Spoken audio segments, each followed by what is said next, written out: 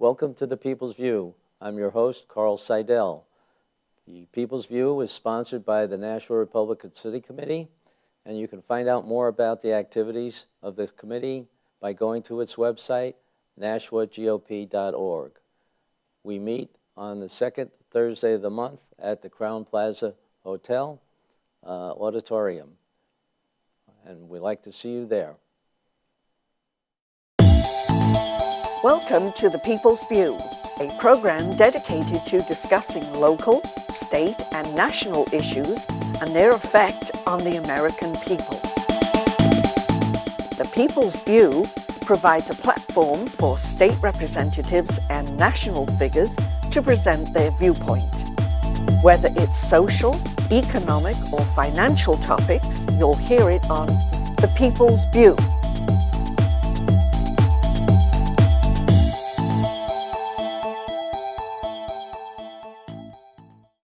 Hello, and welcome to the People's View. I'm Carl Seidel, and I wish you a Merry Christmas and a very happy and prosperous New Year. And today we have Commissioner Jeff Rose from the Department of Resources and Economic Development. Yes. Okay, I won't use the acronym. Feel free, you're welcome to. I mean, a lot of people affectionately refer to us as Dreads, so understood. Okay, well, you're a new commissioner, you're hot on the job. Tell us what you're going to do in your first couple of months up there. Sure. Yeah, I'm having a fantastic time, thoroughly enjoying the opportunity of serving the state in this role. And it's really a really important role in terms of serving as Commissioner of the Department of Resources and Economic Development. And it's a really broad portfolio within that agency. And it's really the only state, we're the only state in the country that has our natural resources and our economic development together. So we actually, within the division, have the Economic Development Division, our Travel and Tourism Division. We also have all of our state parks and recreation lands, and then all of our forests and lands, all under that same roof. So it's great. I'm thoroughly enjoying the diversity to the agency and working with a lot of great and dedicated professionals. I think right now, my first 8 months, I've been in the job now for 8 months. Was sort of ushering through and getting through the initial budget process, which was fun and interesting working with some of your former colleagues up in Concord. But we had really I think a lot of positive developments that took place in the past budget, and we can get into that if you'd like in a moment. But some of the other things that I've been working on is I've tried to take a fresh approach in how we're trying to lay out some of our external interfaces with our constituents here in New Hampshire and our visitors and our guests. So we just went live with a refreshed and an updated website, which I'm really excited about. Working diligently to bring about and hire the next economic development director for the state. We've actually been working in an interim status, or actually at one point it was even defunded. So we haven't had an economic development director for that division for the last 5 years. So we've got that funding back into the budget, so working diligently to try to get that restored. Then I have a lot of other things that I'm trying to work on, both short-term and long-term, that I'm sure we'll get into. But I'm really just thrilled to have a part, to working with a new set of teammates to try to do good work on behalf of the state of New Hampshire. Have you actually listed a couple of objectives or high priorities? What are they? Sure. Well, so again, after getting the economic development director, and that's kind of key. And then, but some of the specific things that I'm trying to work on right now is working to try to do a better job of collaborating between how we market the state from an economic development perspective. I think we've seen a lot of positive growth within our travel and tourism industry, for instance. So our rooms and meals taxes last fiscal year were up about 5%. So far this year, they're up about 5% as well. And one of the things I think that's really beneficial is the new marketing platform that we have on behalf of travel and tourism, which is the Live Free and campaign. And so it's very versatile. Live free in swim, live free in splash, live free in hike, live free in camp. And it's very versatile to whatever the platform is that you're looking to try to promote within travel and tourism. But how can we leverage that within economic development? Live free and start a business, or live free and do business. Live free and innovate, live free and start. And so we are now working collaboratively In fact, doing some strategic sessions talking about how we do market the state and try to capture that same level of enthusiasm that we're recruiting in people from a travel and tourism perspective, which is about 34, 35 million visitors a year. And how do we do a better job of, once we capture them here and they're enjoying and recreating and enjoying our beautiful natural resources, how do we transition that to greater economic development opportunities? So that's one of the key things that I'm working on right now. Along those lines, another project that we're working on that I'm excited about is the redevelopment project that's taking place up in Hooksett off the interstate. And that is the Department of Resources and Economic Development also manages the welcome centers on behalf of the state. So there's a major redevelopment that's taking place. We broke ground in October, going to be putting in a state-of-the-art facility with restaurants, convenience stores, gas stations. There will be a bank. There's obviously going to be the liquor store, and that'll be new and improved, as well as the Welcome Center, which is what our agency does. So we believe that that's going to dramatically increase the number of people who choose to stop at that location. And again, how can we do a better job of not only explaining to people about the wonderful opportunities from a recreational perspective or a travel and tourism perspective, but how do we capture them from an economic development perspective? So particularly on that southbound lane where they've just had a wonderful time up in the White Mountains or playing snowmobiling up in the North Country or up in our lakes, and when they're coming back home and like, boy, I wish we didn't have to leave this beautiful state. Well, you don't. You can do business here. And so how do we do a better job of capturing that? So that's another area. And then I think the last one that I'll touch on for now is really trying to increase what we're doing from an exports perspective. When you think about it, 95% of the world's market is outside of the U.S. And so what better way to try to grow your economy than try to open up new markets and opportunities for New Hampshire businesses to sell their goods and services. So we've been working very closely with our International Trade Resource Center. Fortunately, in this past budget, in Governor Hassan's budget, we were able to have certain elements that were restored some funding and some key positions. We're looking at different trade missions once again to try to do to promote and open new markets and new doors and opportunities for New Hampshire's businesses. So we're going to make that a growing emphasis as well going into the next year. Are you working with any adjacent states to cooperate in any way or feed off one another? Yeah, absolutely. Certainly within travel and tourism, we're trying to promote New England really as a region when you start looking about the rest of the world. Folks in Tokyo aren't necessarily going to think about Nashua, New Hampshire as much as they might think about New England as a destination. So we're working with some of our we're working with other New England states looking at it when we start promoting New England as an international destination for travel and tourism. From an economic development perspective, we look at certain issues, sort of macro issues that impact I think all of our fellow New England states. But oftentimes too within economic development, I do believe there's a rising tide lifts all ships. But at the same time, there's also sort of a competitive nature to it. And quite frankly, I think New Hampshire is a wonderful state to be doing business. And oftentimes, I think our neighbors actually make us look better than perhaps we even are. So we, I think, are benefit, quite frankly, from being an oasis unto ourselves in the Northeast in terms of a great state to do business. So while we work with our fellow states, New England states, from an economic development perspective, quite frankly, I think our unique independence and distinctive way of government and philosophy that we have separates us from and provides a distinguishing advantage for doing business in the Granite State. Within the state, then, are you working with chambers of commerce's different city development groups? How's that working out? Yeah, all the time. I have, I bet you there's not a week that goes by where I'm not talking with a chamber of commerce or some sort of a regional development association or a planning commission, and really collectively, talking and sharing and collaborating.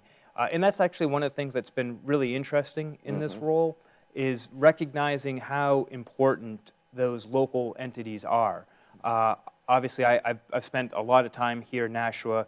Prior to serving this role, I spent 9 years working at BA Systems doing government relations, public affairs work. And so I was very active within the Nashua Chamber and know about the great work that they do. But really, I've been amazed at just seeing how important that support and that perspective and planning and understanding at the local level really is to driving forward economic development. You know, I kind of look at it, the state's job is to provide that healthy backdrop by which businesses want to choose to make that investment or make that expansion or commitment to the state of New Hampshire. But ultimately, that's going to be executed at the local level. You know, it's going to be what the city of Nashua wants to look like. You know, what is the zoning? What is the planning? What are the different ordinances and requirements and statutes that are going to be in place at the local level, and how important that is and how relevant that is to any overall economic development strategy or plan that takes place. So, you know, my philosophy is that, you know, the state's job is to provide that healthy backdrop by which businesses want to try to grow their top line in a state where they know that they're not going to have their bottom line under attack and under siege. Well, within the state, we have a number of different communities that I imagine have somewhat competitive approach to some of these things. Are you able to make sure everybody is on a cooperative basis working together? Yeah, you know, to the extent possible, absolutely. And again, you know, part of our job from the state level is to provide that healthy backdrop and accentuate the reasons why New Hampshire is such a great state. You know, when I'm talking with businesses and CEOs and search firms and high-ranking executives, you know, the first thing they ask about is you know, the skilled labor in the workforce. And so maintaining that highly skilled workforce is critical. Then the next thing they ask about is usually cost of doing business and business friendliness. And I think that's an area where we do excel, you know, whether it's being a lower tax state, you know, no income tax, no sales tax, no current use tax, no inventory tax, no, you know, so we have a lot fewer tax burdens to a company. But then the ease of being able to operate and do business within our state. You know, we're a very business-friendly state. We are very accessible in terms of our structures of government, and that I think is a distinctive advantage to our state. And so we usually excel, I think, when it comes to cost of doing business and business friendliness. And then the third thing they usually ask about is infrastructure. And infrastructure means everything from roads and bridges, but also things like, you know, your local school systems, your internet connectivity, your access to airports or ports or highways, you know, pipelines. You know, all those things are very relevant to businesses as well. So you know, we do certainly work collaboratively and try to bring that sort of team spirit and recognizing that, you know, we're all in it together from the state of New Hampshire perspective. But then at the end of the day, each community is responsible for executing to their vision and their goals and objectives. I don't know if you're familiar with North Carolina and how that developed as the research triangle. Yeah, and then yeah. all of the other, I mean, their philosophy was getting people together and learning that, look, initially certain places are going to benefit a little bit more than others, but eventually it really affects the whole state. Yeah. And, you know, each city, as you can see in North Carolina, has grown quite a bit. Most certainly, it's been very successful, and as I understand it, they're even doing a refresh on some of that now. But, you know, some of the things that we're looking at trying to do, not exactly the same, but I'll give two specific examples that we're looking at to try to do to try to capture some of that. And I think part of it is trying to identify and create an identity or almost a cluster around certain types of businesses. So, you know, Nashua is great. I mean, we have a lot of high-tech businesses. We have a lot of advanced manufacturing. We got a lot of R&D firms. We got a lot of technology-driven types of companies, which is fantastic. And I think most of the other parts of the state are envious of sort of the great access and types of depth and diversity of the business community here in Nashua. But we're trying to actually even promote New Hampshire as destinations for some of this. So, for instance, we've created what we call the New Hampshire Aerospace and Defense Export Consortium. And this is relatively new. We just started it the beginning of this year. And we're promoting New Hampshire as a cluster for aerospace and defense.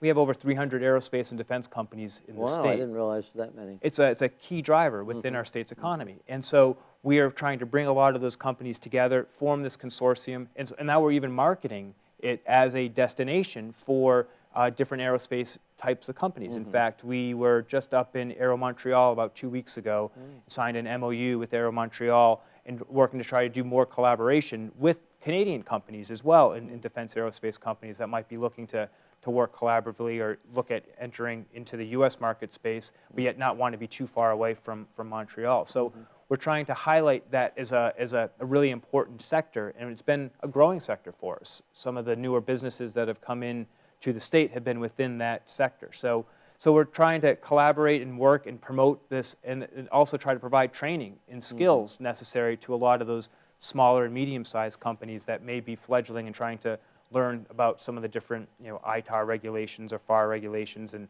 how to navigate through some of those international waters as well. So that's one example. Another one is that we're looking at trying to highlight some of the medical device companies that have moved up to the state.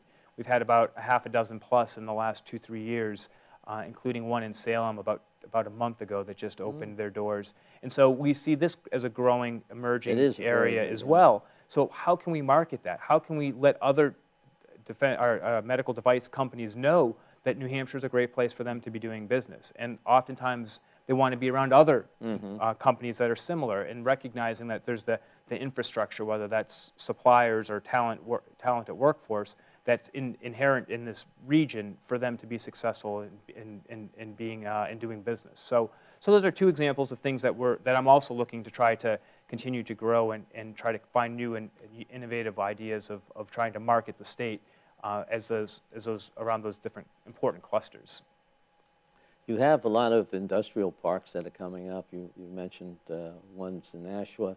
You have the new area that's up by the airport that opened up once the bridge came across the river.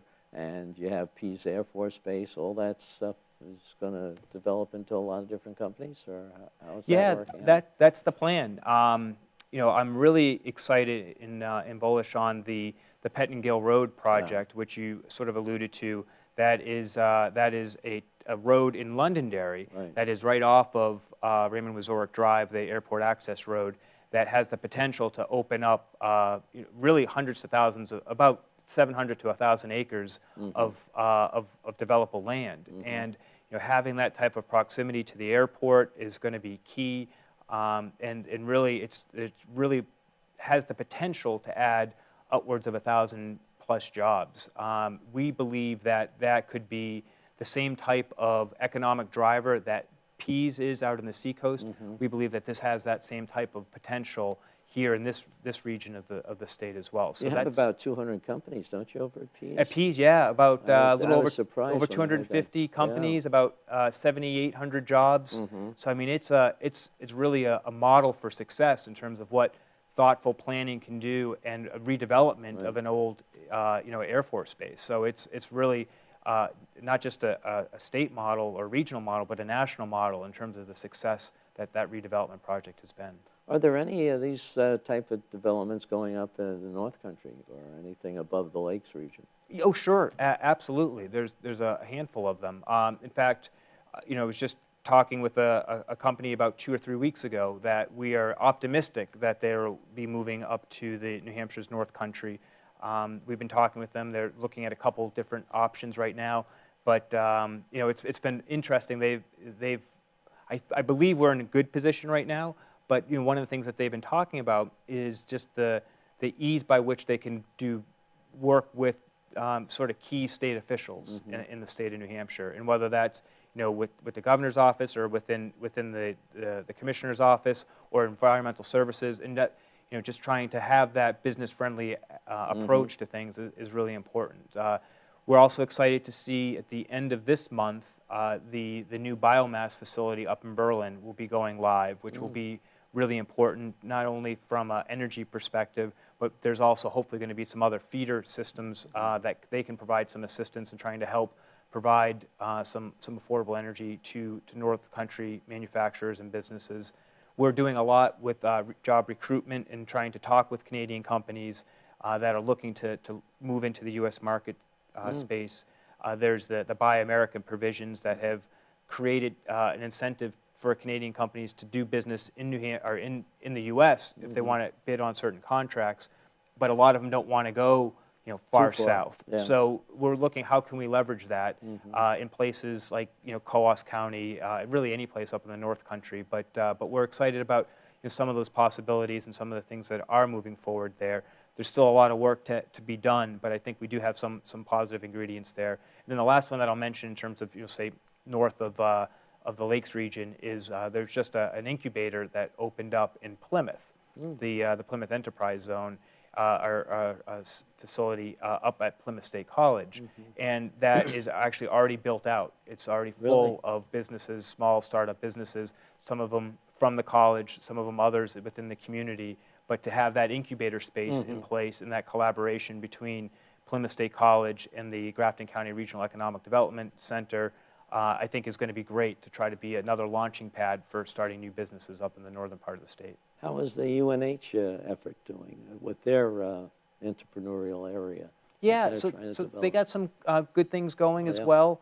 Obviously, they have the Interoperability Center, which is actually very well known and does some great work. They also have the Industrial Research Center, or actually I think it's now the Innovative Research Center at UNH as well, that makes strategic investments to try to help existing businesses and trying to push the envelope and trying to see almost like a R&D type of incentive creator out at UNH. So they got some things that are going on there that are very exciting as well.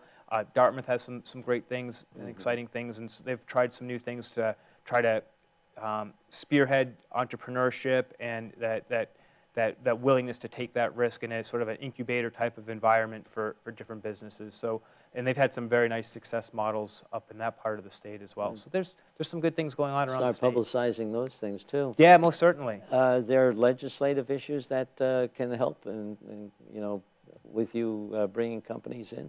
Yeah. So. Sure, absolutely. I mean, I think first and foremost is trying to help preserve and protect what I believe some of those distinctive advantages are in doing business in New Hampshire. You're trying to keep it as a lower cost state, a lower tax burden state. I think that is really important.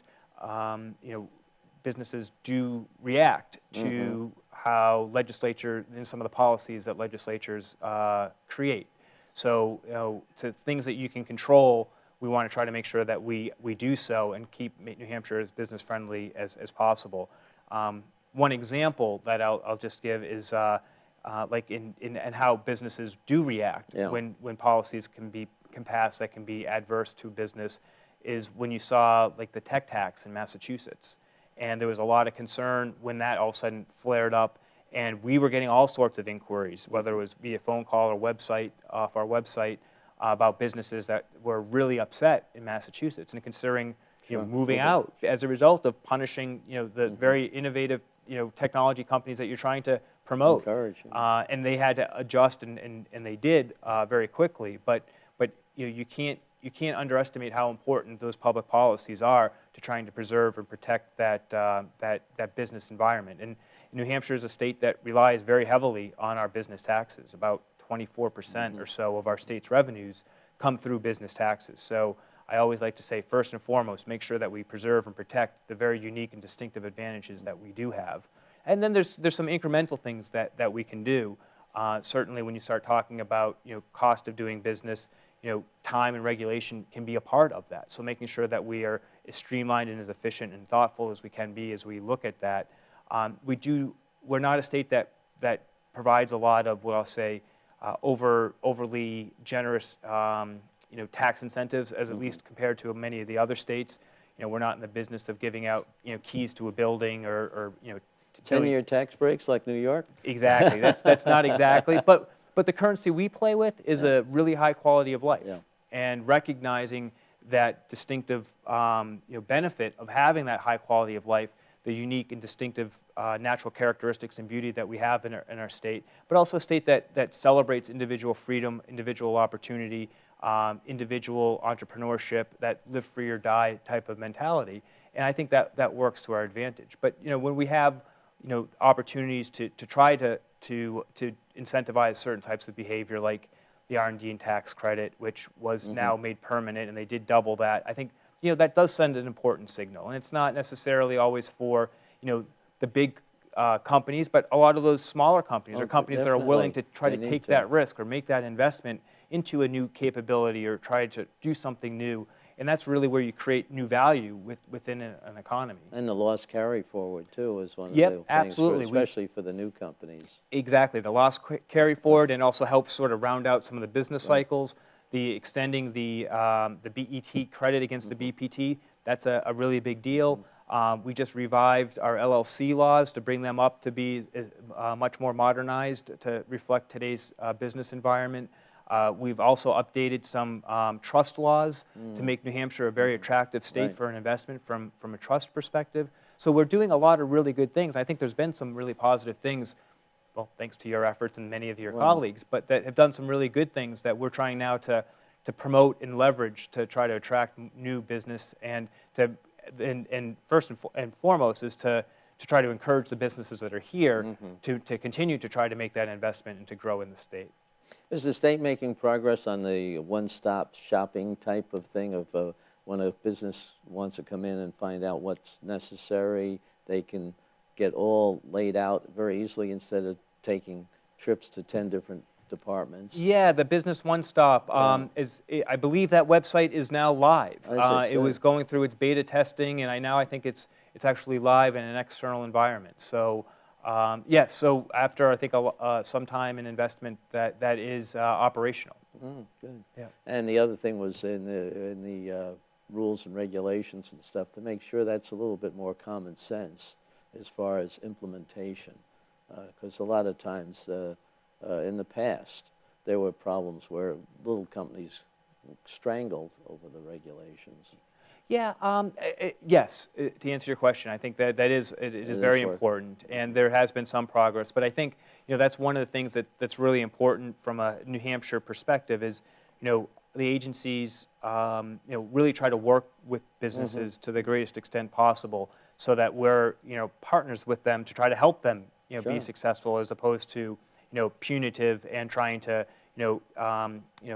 create obstacles for them.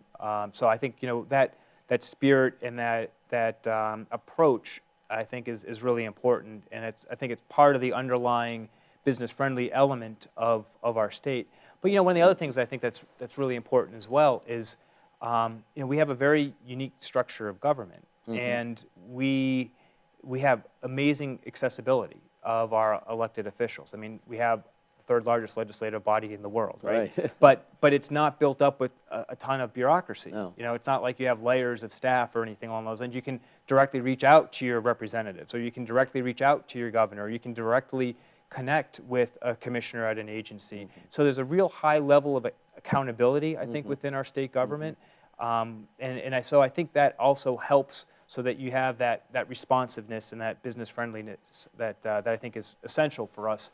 Because again, we're not in the business of giving out these big tax incentives, but we have an agility within our government to try to create that individual relationship to allow people to focus on growing their top line and not getting beaten up on their bottom line. Our customers are the new businesses that are coming in, the people, the visitors, tourists, and things like that. We have to learn how to handle them so that they want to come back. And they want to bring friends. And to your point earlier, it's a very competitive environment. Right. And it's not that we're just competing town to town or even state to state.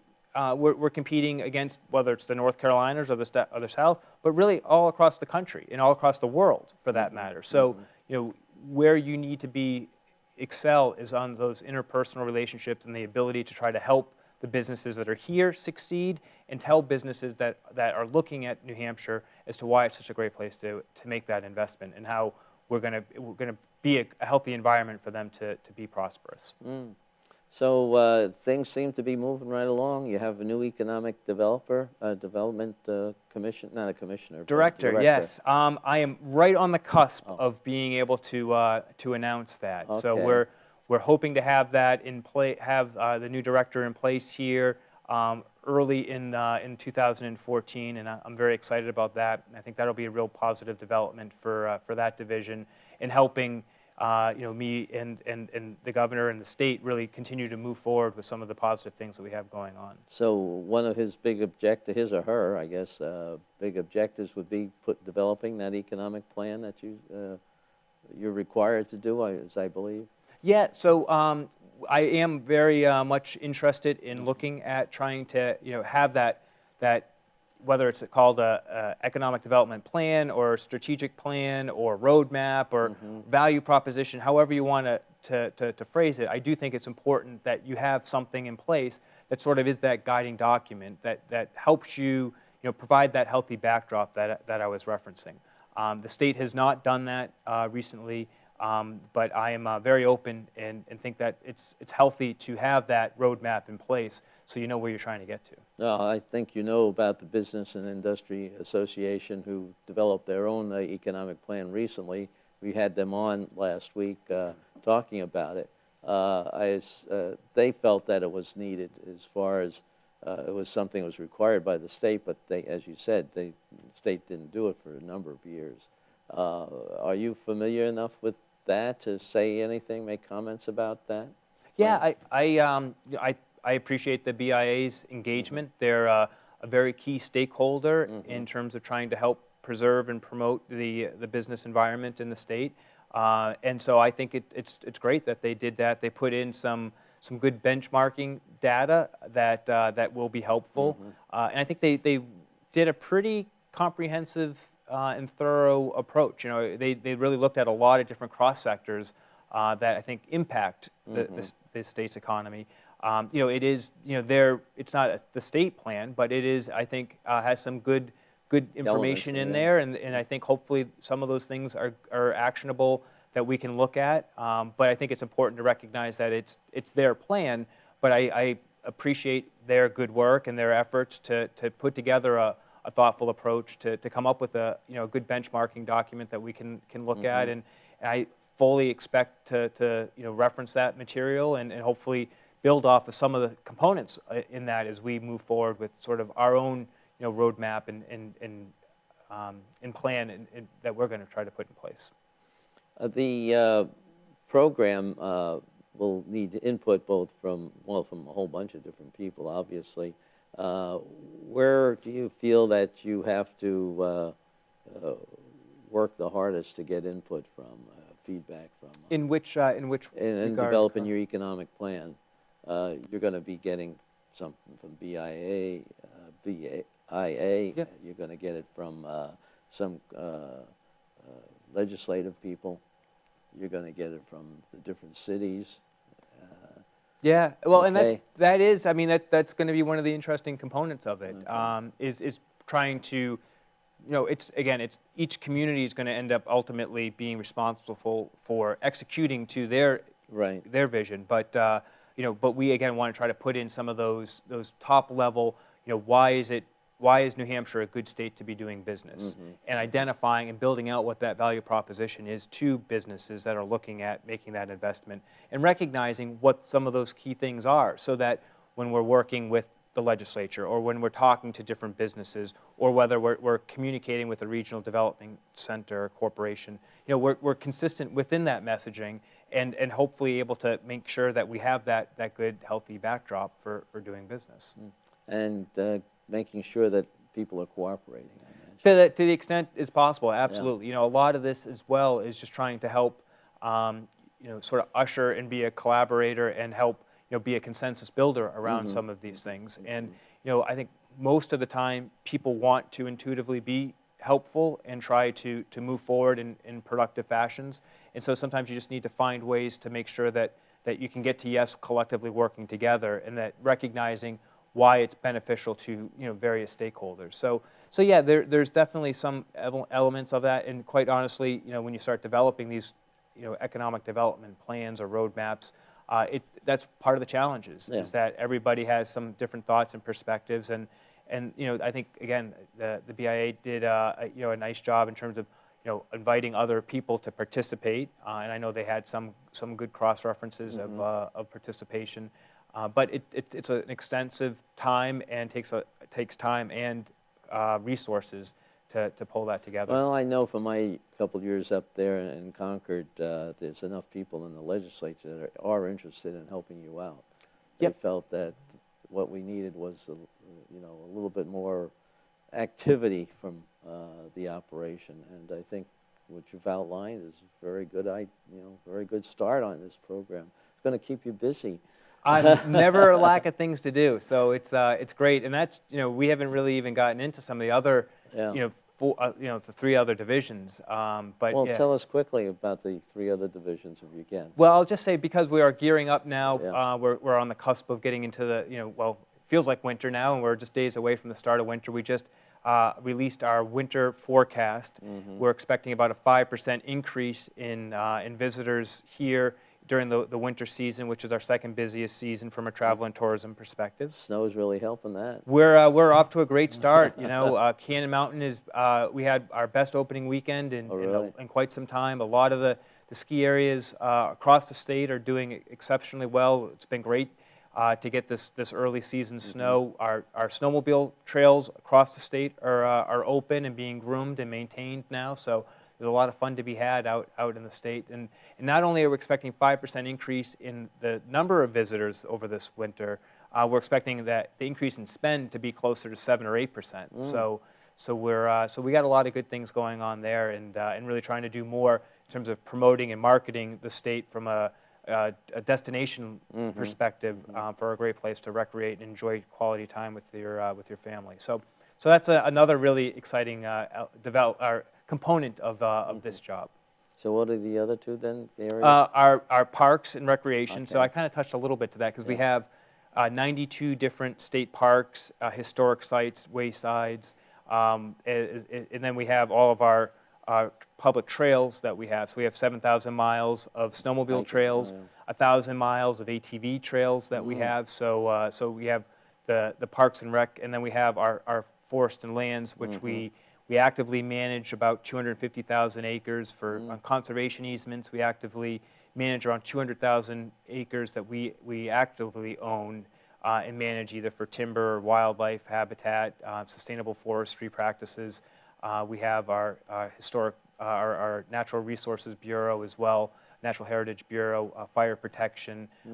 So lots of our Land Management Bureau. So there's a lot of other elements that really add to the job that I'm finding really enjoyable. Yeah, it's going to keep you busy. That's all right. I like to joke I can go from looking at a bug in a tree to talking to an international CEO in a matter of minutes. There you go. Yeah, it's great. Is there any way people can get in touch with you that give you their comments, or Oh, yeah. your website? Absolutely. We do have a website. It's Department of Resources and Economic Development website. DREAD again. I always welcome emails or phone calls. Our phone number is 271-2411. But hopefully people will go to the website. We have each of those 4 different divisions and some of the things that are taking place in those divisions, as well as an opportunity to connect with us via email or phone with your ideas, thoughts, comments, suggestions. Good. Maybe we can help the new director as he comes in. I have no doubt. I have no doubt. Well, thank you very much, Jeff, for coming in and talking about this. And maybe you come back in about 6 months and have something you can really brag about. Hey, I feel like I already did, but yeah, absolutely. I'll be happy to come back and continue the conversation. You're telling us about a nice operation there. Now we have to see how we can get our state up there and bring in a little bit, as you said in the beginning, a rising tide floats all ships, and that's what you need to build up the income rather than additional taxes. Fair enough. Okay. Sounds good. Thank you. Great. Thank you again for talking. Absolutely. Thanks for the opportunity.